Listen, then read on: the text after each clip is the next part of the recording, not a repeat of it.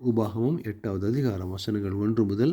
நீங்கள் பிழைத்து பெருகி கர்த்தர் உங்கள் பிதாக்களுக்கு ஆணையிட்டு கொடுத்த தேசத்திலே பிரவேசித்து அதை சுதந்திரிக்கும்படி நான் இன்று உங்களுக்கு விதிக்கிற எல்லா கட்டளைகளின்படியும் செய்ய சாவதானமாய் இருப்பீர்களாக. உன் தேவனாகிய கர்த்தர் உன்னை சிறுமைப்படுத்தும்படிக்கும் தம்முடைய கட்டளைகளை நீ கை கொள்வாயோ கை கொள்ள மாட்டாயோ என்று அவர் உன்னை சோதித்து உன் இருதயத்தில் உள்ளதை நீ அறியும்படிக்கும் உன்னை இந்த 40 வருஷமளவும் வனாந்திரத்திலே நடத்தி வந்த எல்லா வழிகளையும் நினைப்பாயாக. அவர் உன்னை சிறுமைப்படுத்தி உன்னை பசியினால் வருத்தி மனுஷன் அப்பத்தினாலே மாத்திரமல்ல கர்த்தருடைய வாயில் இருந்து புறப்படுகிற ஒவ்வொரு வார்த்தையினாலும் பிழைப்பான் என்பதை உனக்கு உணர்த்தும்படிக்கு நீயும் உன் பிதாக்களும் அறியாதிருந்த மன்னாவினால் உன்னை போஷித்தார். இந்த 40 வருஷமும் உண்மையில் இருந்த வஸ்திரம் பழையதாய் போகவும் இல்லை, உன் கால் வீங்கவும் இல்லை. ஒருவன் தன் புத்திரனை சிட்சிக்கிறது போல உன் தேவனாகிய கர்த்தர் உன்னை சிட்சிக்கிறார் என்று நீ உன் இருதயத்தில் அறிந்து கொள்வாயாக. ஆகையால் உன் தேவனாகிய கர்த்தருடைய வழிகளில் நடந்து அவருக்கு பயப்படும்படிக்கு அவருடைய கற்பனைகளை கை கொள்ள கடவாய். உன் தேவனாகிய கர்த்தர் உன்னை நல்ல தேசத்திலே பிரவேசிக்க பண்ணுகிறார். அது பள்ளத்தாக்குகளிலும் மலைகளிலும் இருந்து புறப்படுகிற ஆறுகளும் ஊற்றுகளும் ஏரிகளும் உள்ள தேசம். அது கோதுமையும் வாட்கோதுமையும் திராட்சை செடிகளும் அத்தி மரங்களும் மாதுளஞ்செடிகளும் உள்ள தேசம். அது ஒலிவ மரங்களும் எண்ணெயும் தேனுமுள்ள தேசம். அது தாழ்ச்சி இல்லாமல் அப்பம் புசிக்கத்தக்கதும் ஒன்றும் உனக்கு குறைவுபடாததுமான தேசம்.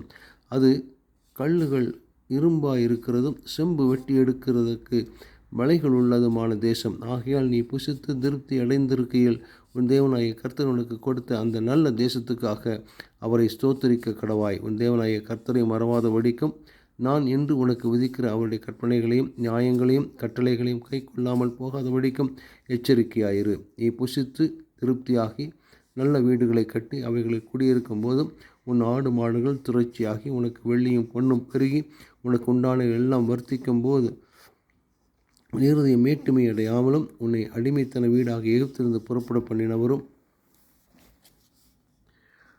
உன்னுடைய பின் நாட்களில் உனக்கு நன்மை செய்யும் பொருட்டு உன்னை சிறுமைப்படுத்தி உன்னை சோதித்து கொள்ளிவாய் சர்ப்பங்களும் தேள்களும் தண்ணீர் இல்லாத வறட்சியும் உள்ள பயங்கரமான பெரிய வனாந்திர வழியாய் உன்னை அழைத்து வந்தவரும் உனக்காக பாறையான கண்மலையிலிருந்து தண்ணீரை புறப்பட பண்ணினவரும் உன் பிதாக்கள் அறியாத மன்னாவினால் வனாந்திரத்திலே உன்னை போஷித்து வந்தவருமான உன் தேவனாகிய கர்த்தரை நீ மறவாமலும் என் சாமர்த்தியமும் என் கை பலனும் இந்த ஐஸ்வர்யத்தை எனக்கு சம்பாதித்தது என்று நீ உன் இருதயத்தில் சொல்லிக் கொள்ளாமலும் இருக்க எச்சரிக்கையாய் இருந்து உன் தேவனாகிய கர்த்தரை நினைப்பாயாக. அவரே உன் பிதாக்களுக்கு ஆணையிட்டு கொடுத்த தம்முடைய உடன்படிக்கையை உறுதிப்படுத்தும்படி இந்நாளில் உனக்கு உண்டாயிருக்கிறது போல ஐஸ்வர்யத்தை சம்பாதிக்கிறதுக்கான பலனை உனக்கு கொடுக்கிறார். உன் தேவனாகிய கர்த்தரை நீ மறந்து வேறு தேவர்களை பின்பற்றி அவர்களை சேவித்து அவர்களை பணிந்து கொள்வாயானால் நிச்சயமாய் அழிந்து போவீர்கள் என்று இன்று உங்களுக்கு சாட்சியாய் அறிவிக்கிறேன். உன் தேவனாகிய கர்த்தருடைய சத்தத்திற்கு நீங்கள் கீழ்ப்படியாமல் போவதினால் கர்த்தர் உங்களுக்கு முன்பாக அழித்த ஜாதிகளைப் போல நீங்களும் அழிவீர்கள் என்பதே.